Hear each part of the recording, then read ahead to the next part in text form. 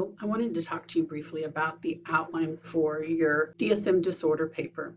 This is a very simplistic assignment. I think it's so simple, sometimes it trips people up.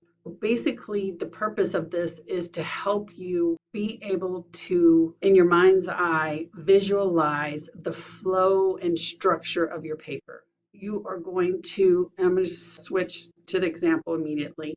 You are going to make sure that you're covering the required points for the paper, which are the clinical criteria, the biological factors, the sociocultural factors, and treatment.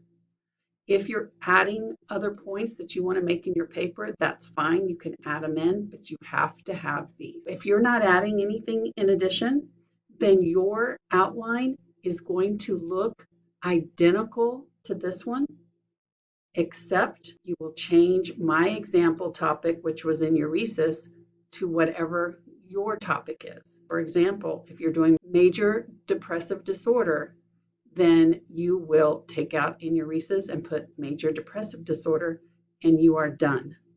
If you are adding additional points that you want to make, add them into the introduction and add a body paragraph for each of the points, and make sure you add them in conclusion.